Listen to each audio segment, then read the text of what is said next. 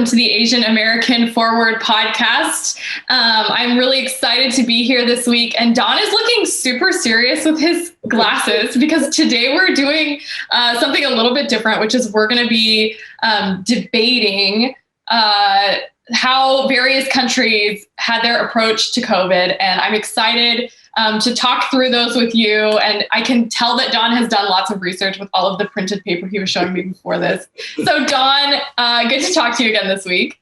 Yeah, Katie, nice to see you again, and nice to meet with all the audience and the people who is listen to us. And it's honestly, it's that I'm old, so it's that I have to have glasses to read some papers. Otherwise, I'm going to stuck there to try to looking for something. So it's the kind of looks like a intellectual, old intellectuals, right? I like them. They make you look like a professor.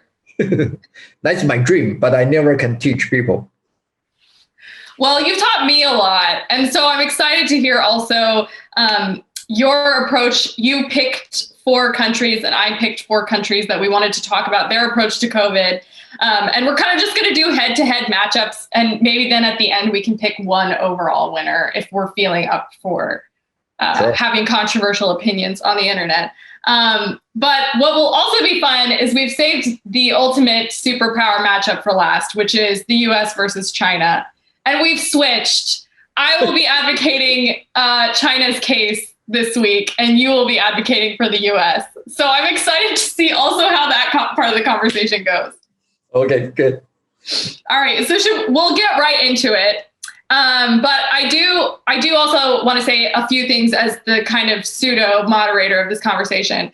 I hope that we can talk a little bit about not only how each country is doing on keeping infection rates low and death rates low, but also maybe a little bit, if we've done the research on this, about how they've dealt with the negative economic effects of the virus. And also, if you have any tidbits on vaccination, a couple of the countries that I selected, or at least one of them, I selected specifically because I think that they are an interesting case study in vaccine rollout. So that should be very fun. But we can just go ahead and jump right in with our first round, which is New Zealand versus Taiwan. I will be taking New Zealand's case and you will be taking Taiwan's case. And I will let you go first, since I've already talked a lot this episode. So convince me, why did Taiwan handle the pandemic better than New Zealand? I think it's the first one in the debate base. Every first one take some advantage and some disadvantage. You have a chance to rebuttal me. But if I opening the Taiwanese, there's not many chance for you to talk about it anymore, because Taiwan is definitely, in my mind, is a winner in this pandemic. The measurement, and basically it's fundamentally until today, Taiwanese, both from government to the individual, they combine the political system power and also individual habit. So it's the entire country. It's very, very safe. Of course, the number show the country, they only have a couple hundred people got infected, and they start from very, very early to take a preventive measure to fight against the pandemic. So that's the winning strategy. At the beginning, they just have the border control very rigidly. They just search all the people's temperature and the quarantine everyone coming to Taiwan. And then it's when the pandemic is spreading worldwide, they shut down the entire country.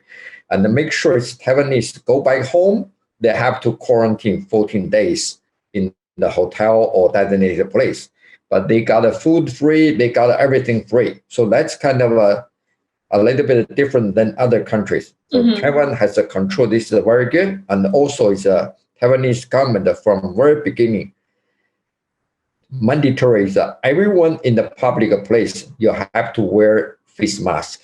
So that's the stop. A lot of spreading. There's no anti-face mask, the voice at all. Everyone is just say, oh, that's the take a granted. I have to have a face mask. There's no fight, no protest. So, and also the more important things is that they don't focus on the hospital. They just focus on where the first case coming from or where they found the case. So they isolated that area, and then it's the block the traffic, or it's a block that territory. So like really small local lockdowns based on like this apartment building has a case. So no one in this like 3-mile radius can go anywhere, like that kind of thing. Yeah, and the beauty of a Taiwanese to against the pandemic, they don't shut down economy at all. So most people, they can go anywhere they want, but just the restriction of a mass gathering. So the school, maybe they temporarily shut down, and the party they shut down. They restrict 100 people indoor, 500 outdoor. All those they start very early. So they try to control the person. They have the barcode on everyone's the cell phone. So if they have some trouble, they immediately know where this guy went to, and then to trace people everywhere. But that you don't need to tell who you are, but the signal is going to show. I still don't like it. Yeah. Maybe you don't like it, but that's the very without the invasion of privacy. Because all the data is anonymized. Yeah. But the most Western countries, they say this is going to invade our personal privacy. But if you don't identify who you are, they just show on this particular area that have 3 cases, and the people try to avoid to go that particular area. That's the why Taiwan has been becoming, at least in my mind, is a model country or areas to prevent spreading the disease. They put everything in order. So it's a hospital. There's not many cases. So it's there's no structure on the supplies. And I think that's at least among all the country, Taiwan is almost number 1. That's we have a strong matchup because I picked New Zealand specifically because in the summer they had like at one point 0 COVID cases, completely none. They have ticked back up a little bit. I was like Googling before this trying to find, and I think currently they have had no new cases for the last 7 days, but there is a small lockdown in Auckland, which is the capital of New Zealand. But New Zealand is also unique on the world stage for a couple of reasons that I wanted to bring up. One is that a lot of pontificating has been done on the fact that New Zealand has a female prime minister, as do some other kind of successful COVID handling countries, or relatively successful, I would say. So Jacinda Ardern came out in early mid-March about when everyone about when the West was starting to see COVID cases, and decided to go for a straight elimination, quote, go early, go hard COVID policy.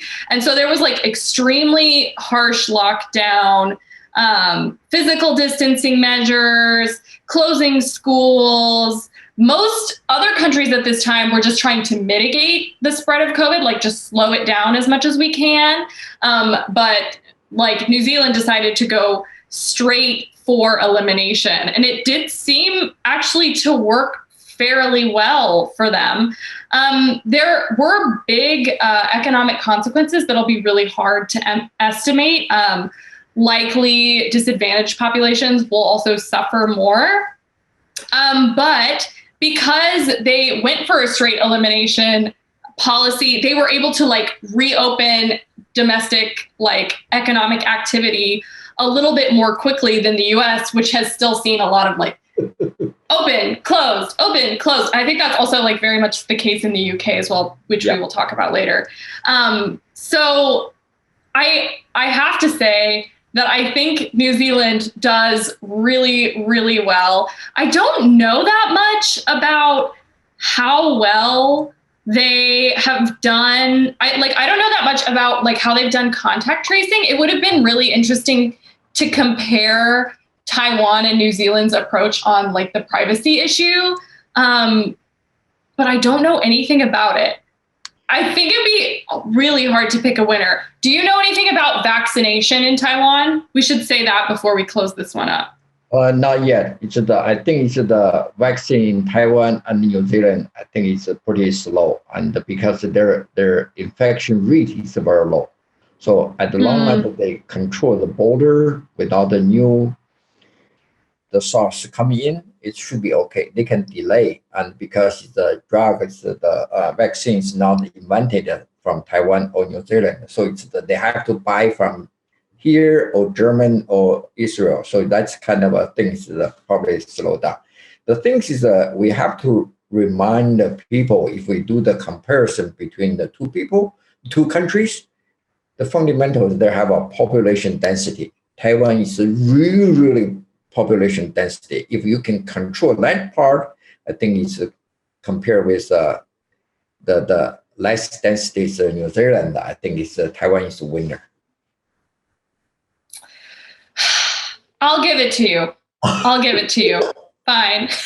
I'm going to give next one to you, okay? I don't know. Okay, because round 2 is India versus Japan. I will be taking India. You'll be taking Japan.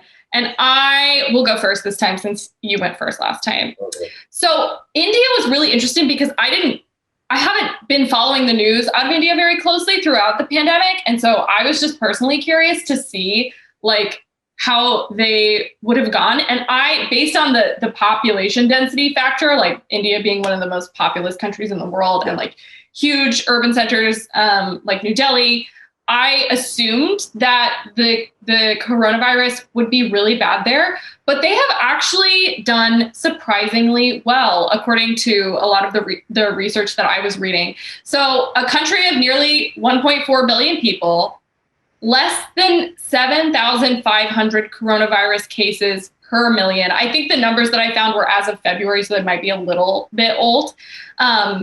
The fatality rate is just below 1.5%, so pretty low. And per capita infections and mortality rate as of December 2020 were among the lowest in the entire world. What can be attributed to this factor?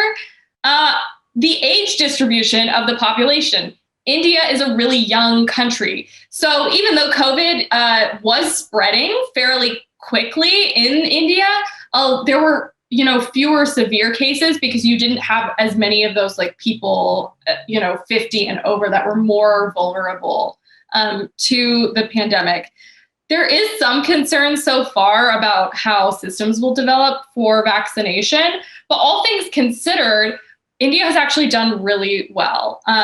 There has also been fairly low testing rates, and migrant workers would spread the disease across the country. So like in the cities where you have better healthcare and hospitals, things could roughly be handled, but you have someone who's working in a city and then like contracts the virus and brings it home to their rural village that there isn't easily accessible medical care. And likely a lot of that will go uncounted. But on the whole, I was really surprised with what I found when I did research into India. So I don't know that I'll advocate that they win this round, but I do have to say, surprising success story. And I wouldn't have thought about the like demographic aspect of their success handling the pandemic. I'm going to challenge you just one question for the Indian, because the Indian statistics is really, really messy. So it's no matter how glory or looming the picture, rosy picture you draw, and I don't believe Indians' number reflect the reality. That's the one of my concern. But of course, from other side, I think it's Indian more have some kind of, because their medical or health condition, it's really not very good compared with the Western country. So even you got infected, and the Indian, the people, farmers, or the workers, they just suffering whatever the coughing fever. They just survive as long as they can stay stay at home or anywhere. It's like a kind of a horrible emulsion. So it's everyone got it in fact, and then it's the disease, the severity of a death rate is not show up, or the death rate didn't report by national statistics. That's my concern from your report. And if we turn to the Japan, I think it's Japan is similar like Taiwan, because these two parts, they have a very, very similar culture. And they think of personal sanitary, the protection as a habit. So they take a face mask everywhere, even has no pandemic, they still have wear the face mask in the public place. And the Japanese, they never hug you, they never shake hand with you. So like 2,000 years of social distance, the people just keep 6 feet away always and bow to you, say, Katie, nice to see you. Thank you very much. So no physical contact. If no physical contact, and the Japanese people, they never talk in public place. So when people are talking, and the disease is going to spreading in the air, right? But the people in the subway, you never see anyone talk. They don't talk on the phone. Everyone just play games. That is so eerie. You're just riding the train and it's completely silent. Yeah. I could get so much reading done. I need to move to Japan. Yeah, that's the kind of a thing. And it's at the very beginning, because the Japanese is an aging country, a lot of seniors. So if anything happens, it's going to be spreading among the elder seniors. The death rate is going to be very high. But since Japan has been back and forth several times, but later they find that has to start it from each individual. So they don't go national mandatory everyone, just everyone become a habit, self-protection. And when they do very, very strong restricted self-protection, the other people got protected. So there's no young people go to the bar anywhere. They just try to prevent all the disease from spreading. That's the Japanese, the measurement. The government didn't do too much, but all the money, resource they put into the hospital, try to save the people. And then on the preventive side, each individual Japanese citizen, they do their own job. That's the beauty of a Japanese and the Taiwanese. They both do a very good job. Compared with the Indian, and if you strong think the Indian is better than Japan, it's okay. But I just doubt the truthfulness of the number you quote. I think you might have to win 2 in a row. But we could say it's down to our country selection. Yeah. But I think that I might actually have a chance in this next round. Oh my God. So it's your turn to go first again. Okay. And our countries we're going to Europe now. Yeah. I will be taking Germany for my favorite Angela Merkel, and you will be covering Italy. So give me the case on Italy. You are intentionally pick a winner already. That's the moderator is not fair. You are either judge and either player. Italians almost, I cannot say 100% loser, but at least almost for the whole year, Italians has been back and forth. They have no clue how to prevent the public the disaster or pandemic happen. So it's at the very beginning, they said that we are going to have the whole country herd immunization. And then it's just open everywhere. And then it's have a party, bar everywhere open, and just let people spreading the disease everywhere. And then the hospital become so congested and a lot of seniors died.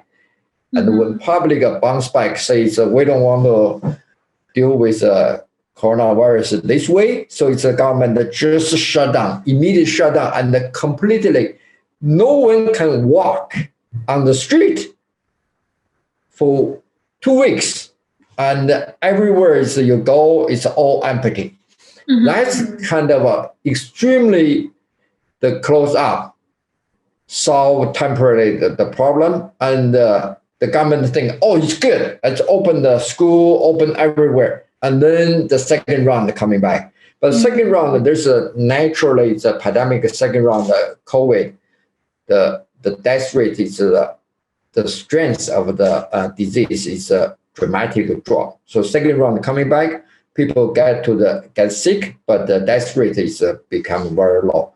And at this moment, I think Italians is almost completely reopened, and there's nothing happened. Pretty good result after 1 year's struggle.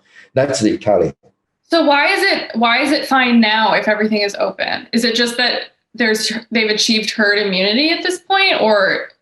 Yeah, there's we cannot see the herd immunity. It's just a very strong adjustment from one extreme go to the other extreme, and they think it's a completely shut down all the business, all the public place. Not even grocery store, they shut down everything. You have to stay home, cook by yourself, no contact to anyone for 2 weeks. So entire country, it's just very quiet. And that's the stop the spreading of the disease. At this moment, there's I think Italian becoming much safer and calm.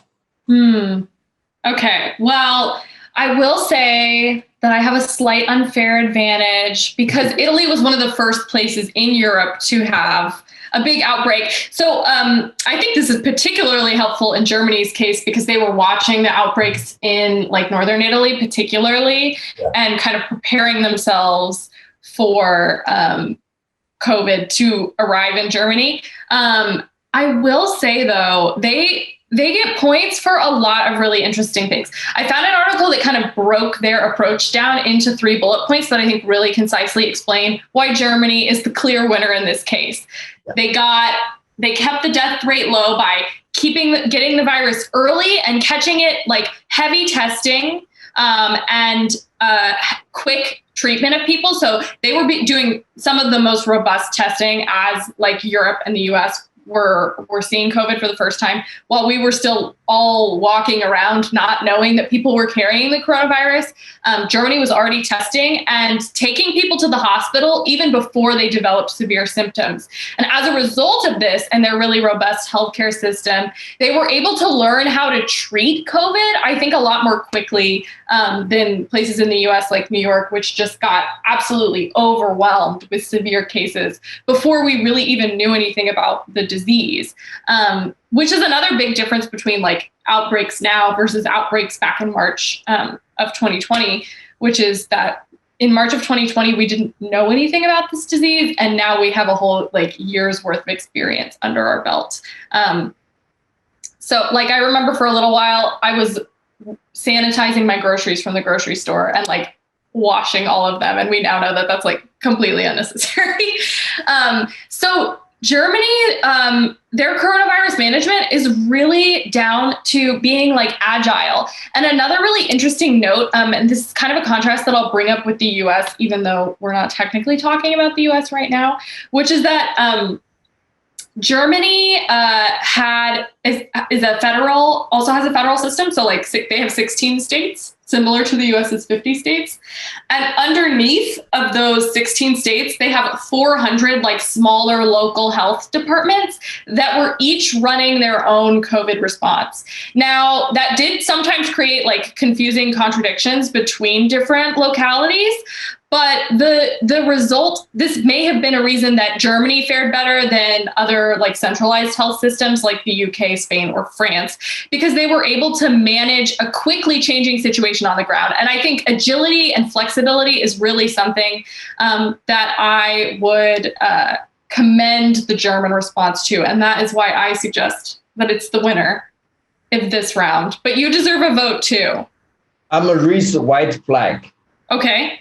So I yield the German as the winner because it's too obviously, if I argue with the Italian and the winner is going to against my consensus. Italy is just suffering the first European country got the coronavirus and so many deaths there. You can see that the media, there's a report of Italians on the hospital, on the street, everywhere is a death toll there. So I cannot argue about it. And the Germans take advantage. They learn the lessons of Italian, how they treat the coronavirus, how they the manage a hospital, and how to arrange the resource allocate. And also the you just mentioned German's state distribution and control. Similar like Italian. Italians have a similar level, it's the county levels, but that is a very, very culturally difference on each part. So the policy completely different, just like the United States. If you are in the blue state or you're in the red state, the policy is totally different. That's going to cost the immigration, the travel, going to cost a lot of trouble. German is different. They have adopted almost identical centralized measurement to control the COVID. So that's I agree. You are the winner. All right. Well, this round I think is going to be a lot more of a toss-up, which is we have Israel versus England. And I will state my case on Israel first, which as I mentioned, I did want to talk a little bit about how countries are handling vaccination.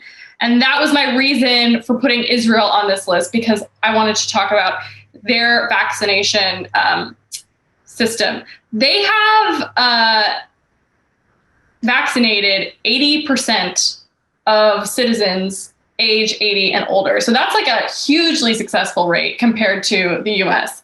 Now, that's the top line success story that I want to tell about Israel's COVID response. But I have to also admit to you that only 24% of Israelis approve of how the government has handled the pandemic. They have the world's third worst infection rate, and the president of the Israel Democracy Institute said that many Israelis feel that the management of the crisis has been very much affected by Prime Minister Benjamin Netanyahu's own political ambitions. So he has been accused of corruption in the past, and they have an election coming up in March. And so he's facing trial charges about corruption charges, a challenger from within his own party, and the pandemic. And so that has kind of left a rotten taste in a lot of Israelis' mouth. So my bottom line is just to say that despite the really successful vaccination campaign, since January, Israel has seen 1,433 deaths, which is a third of the 5,000 roughly total fatalities they've had since the beginning of the pandemic. So they had a really strict and long national lockdown lasting about 4 months. And in December, they entered a third lockdown, which was supposed to last for only 2 weeks, but is still running. So despite the vaccination rollout, things are perhaps not going very well in Israel. And so I also think that's what's interesting about considering this as a case study is just to say that this is such a multifaceted crisis that you can be doing really well at one thing, which is vaccinations, and really badly at actually fighting the pandemic. So I will close up there and give you the chance to convince me why England is the winner in this matchup. This is like a debate. Is for the Israel? I do have got a lot of phone call from Israel. My friend there, they just complained how suffering the quarantine. Oh, where do they live? Yeah, they. Oh, what's the city next to the ocean? Tel Aviv? Yeah, Tel Aviv. Yeah. She lives in Tel Aviv, and she always complains, say, Don, I just so admire that you still have a freedom to travel everywhere. I saw you on the Facebook, on social media, you go everywhere. I can only stay in a tiny place every day, cannot go out, even shopping. They have to order, ask them to deliver at the door. So never can come out of their apartment. That's their tragedy. I think it's for back to the country of my side, England. mm, I don't say England can be the winner, and because England, the government, from a prime minister to all the way to the secretary of a health department, they don't have a kind of a lack of a knowledge and lack of a experience how to handle the crisis. You see all the England, the death rate is consistent, never down. It's keep up, up, up, never down. Hmm. But their policy is the up and down, open, close, all the way there.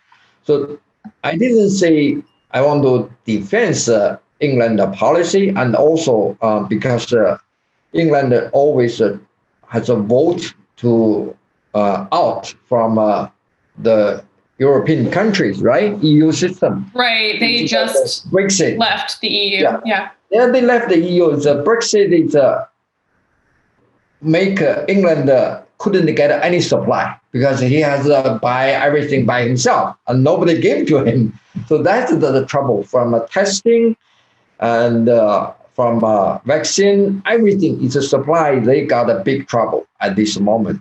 So, but I don't see any better place than Israel. Israel is, from my side, there's a country is very small and their policy is quite consistent. The only thing that people suffering a lot of military the control, those kind of a type of the loss of freedom of or lost their individual freedom. But from England is I see that their political leadership or politicians is really lousy. There's no visionary leader and always say big mouth. They promise more, but they deliver very less. They said we're going to testing 1 million people, and then maybe less than 10,000 they can test it. They are going to vaccine 100,000 people. They can only vaccine like 5,000 people. Those kind of things is, I think it's England is among the whole world. I think it's probably a pretty low. Yeah. Yeah. And I think that you were talking about your friend in Tel Aviv who's like, oh, I've been locked down for so long, but she's at least not having sort of the like lockdown whiplash that you have in the UK, which has more like regional lockdowns. My roommate's parents live in Wales, actually. And so I'm always asking, like every time I see her on the phone with them, I'm like, are they on lockdown this week or was that last week? Wow. So exciting that I get 2 wins in a row. But we finally arrived at the moment that everyone came for, which is the ultimate superpower smackdown, China versus the US, who did COVID better. And I went first last time, which means it's your turn to convince me that the US handled COVID better than China. So I'm excited to hear what you have up your sleeve. Okay, and I intentionally pick American as my winning side against the country I came from. So it's from my perspective, I probably got too many negative information from mainland China there, how they deal with COVID. But for these countries, I pretty strongly believe this country combine the innovation and the government power, and also have a freedom and open-minded the policy. We adjust ourselves fairly quickly. So it's whenever there have a urgency or it's a terrible situation happen, federal power always can play in. So it's remember it's that we send the military, the warship to San Diego, to New York to help people there. That's the initial response. even at the very beginning, U.S. handled the pandemic is terrible because our leadership at that time just said that there's a big flu. But when things turned around and each state, they handled the coronavirus a little bit different, but in general, the communication and the information is spreading pretty fairly and easily. And I think it's especially and in the last 3 months, the people can feel some confidence to our medical corporation. They do the innovation, the research on the vaccine, and also you see the vaccine distribution now is a very, very in order from a senior, the essential worker to the regular people. We see the light at the end of a tunnel already. So it's the overall this country, everyone pretty calm and confident to the system. They don't suffer too much the mental disorder, even some people, but overall, the entire country, I think at this moment is pretty stable and calm.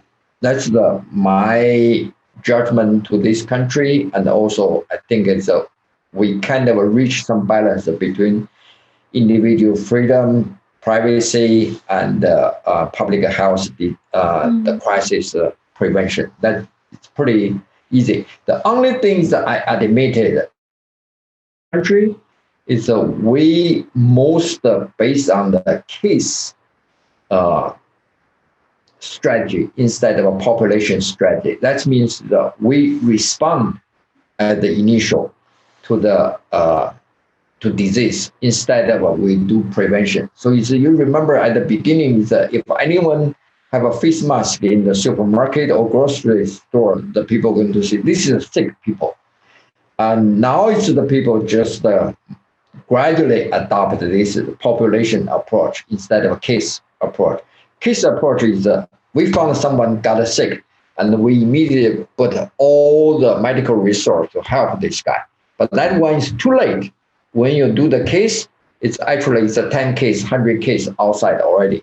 Mm-hmm. But if you do the population prevention or population strategy, it's going to slow down all the flatten the curve of the disease. That's the things the American can adjust himself very quickly. And innovation and the policy, FDA released give the right green light to all the research, medical testing very quickly. And we trust our scientists and medical research. That's very, very important. Thank you. Your turn. Well argued. I like it. So I think we have to, when we're talking about China's handling of the pandemic, we have to go back to the very beginning and discuss the timeline, because this, of course, is where it all started.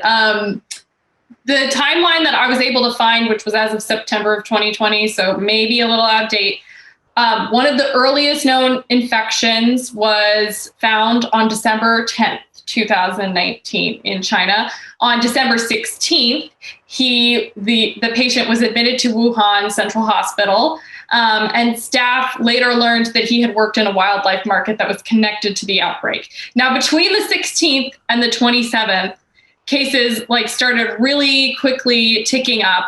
And a study in the New England Journal of Medicine revealed that the first 425 patients in Wuhan became sick between December 10th and January 4th, experienced really delayed entry into the hospital. So we know that in mid-December already, cases were passing from person to person in Wuhan, and started doubling every 7 days into early January. So from January 11th to January 17th, cases doubled. And as early as December 30th, in the hospital, physicians who were treating COVID were either censured or arrested for treating the disease in the hospital. Now, in between that time, in between the end of January or the end of December of 2019 and the beginning of January, China began suppressing like news of the outbreak in Wuhan, both like locally and at the national level.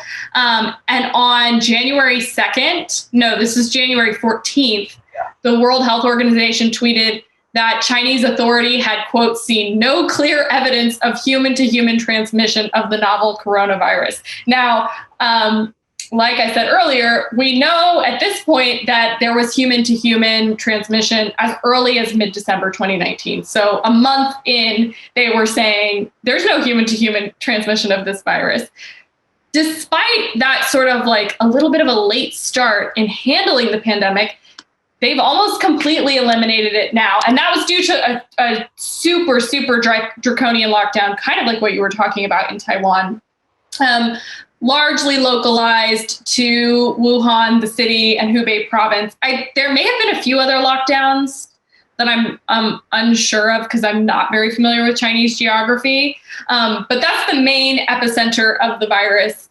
And a modeling study that I found calculated that the lockdown may have prevented 1.4 million infections and 56,000 deaths. So although you had this kind of slow lockdown, their commitment to harsh lockdown and in implementing intense measures like no one can leave the house, you get food delivered, you don't go out, kind of saw the virus slowing down by a lot. Now, it wasn't able to prevent, obviously, the virus from spreading to the rest of the world, but China has largely handled the virus for itself, more so than I think any other country in the world. And that is why I submit to you China as the winner. But yeah, we should also honestly say, who do you actually think handled it better? Outside the purposes of our fake argument. Yeah, I think it's China handled the coronavirus after they found something wrong, and they have to acknowledge there's a human-to-human transition of a disease, and they use a military force and like a dictator, the system to control the people. Immigrant from one city, even from a different village, the complete shutdown. That's really play a very important role to prevent this huge country to spreading the disease. And in terms of the numbers, how many people died and how many people infected, I think China has a win the case. The problem is the price China paid economically. It's much higher, and the social impact is much higher than United States. Really? Yeah. I personally think it's although it's in US we have a shutdown, we have some suffering the economic the jobless, but in this country at least you got $1,000, you got $600, you got $40,000 for everyone, and also we have if you lost job and a small business, they got a PPE, they got all kind of government support. But in China, if your company shut down, if you got a disease, if you die, there's no government help at all. So you have to survive a pandemic totally by yourself. So for the quarantine, you have to buy the food, no matter how much they want to charge you. They deliver to your door in the hotel, you have to pay by yourself. The key is at the very beginning, and the Chinese government to punish the whistleblower, the Li Wenliang doctor, and finally he got a disease, he died. And I remember that happening. Other doctor. That's the cost me long time thinking is when the political system and the public health emergency happen, how we treat the whistleblower and how we can do some infrastructure to make sure the information flow and also public awareness. Because at the Chinese New Year happened in the January 14 in last year, the people still travel everywhere. So that's the people, they spreading the disease from Wuhan to everywhere. After like 5 million people out, and then they said that we're going to shut down. And the people go out, they cannot go back home. All the Wuhan people, if they are not in Wuhan, they have to stay in the hotel for 3 months. And that's that's economically it's a disaster. They have to pay the hotel, food, on the outside. They are home, they couldn't go back. Even they have a tree coming out from the people's bed. A tree? Yeah, it's a very funny that they live in the house, and because they have a seed, and they planted a seed in their bed. Not in the bed, just from the ground. This ground all the way coming out. Yeah. It's how bad it is when you go back to your home, say your bed is there, have a tree coming out. Yeah, that's if you combine these two countries, the policy and how they handle it, I think it's at this moment, most Chinese, whether they trust their government to give their vaccine, or is you compare with the United States, how we trust our vaccine, I'm going to vote for United States. I'm going to trust our vaccine much, much stronger than China do the R&D research, do the vaccine there. There are a lot of side effect in the vaccine there. And also I don't think they have enough vaccine to give people yet. Yeah, I think your point about openness of information is like really critical also, especially with the vaccine question. That's kind of how we had this like miraculous, like absolute, I mean, it was called Operation Warp Speed, like the speed at which we saw 2 successful vaccines, and there's now a third, right? There's the Pfizer, the Moderna, and the Johnson & Johnson vaccines, all 3 coming out of the US, that have some better and more open research behind them. I don't know if I would say that the US is the winner, but I'm going to kind of cheat and abdicate completely responsibility on this one, because I think the time to see who won the COVID response between these kind of 2 very different systems, one kind of focused on the collective and the other with more concern for the individual, is in like 5 or 10 years, to see how our economies bounce back. And also, I think COVID is going to be it's going to be a pathogen that we're just living with for a while. It's going to be a part of flu season. It's going to be a part of our lives. And so it'll be interesting to see how the US and China kind of continue to live out of this experience, whether we recover better because more people were infected, it was a wider society thing, or whether China's like elimination strategy really was the way to go.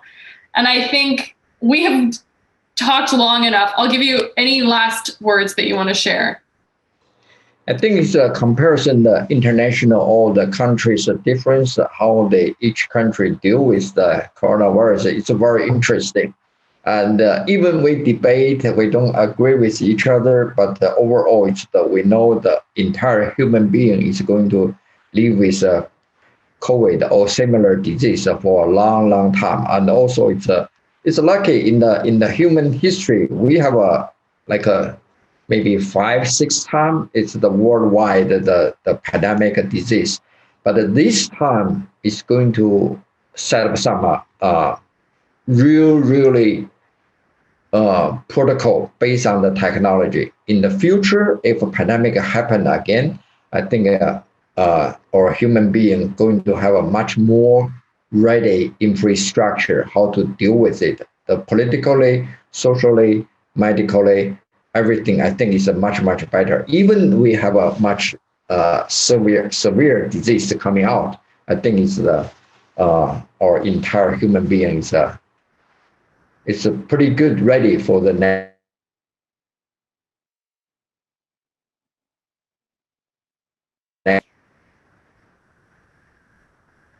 Yeah, you cut out a little bit there, but I think you were just saying that we'll be ready for whatever the next challenge is. And I think that's a great place to end.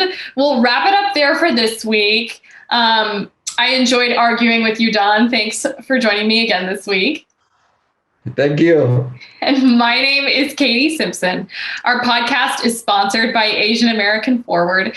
You can visit our website at www.asianamericanforward.com if you enjoyed the show this week or have a topic you'd like to hear us discuss on a future episode. Send us your comments at info@asianamericanforward.com. We'd love to hear from you. You can also find us on Facebook and hear more conversations between Don and I at our YouTube channel. We also do have a Twitter, so follow us there as well. If you're a fan of the show, leave us a review in the Apple Podcast Store or tell someone about us. It really helps people find the show. Thanks for listening, and we'll talk to you again next week. Thank you. Bye.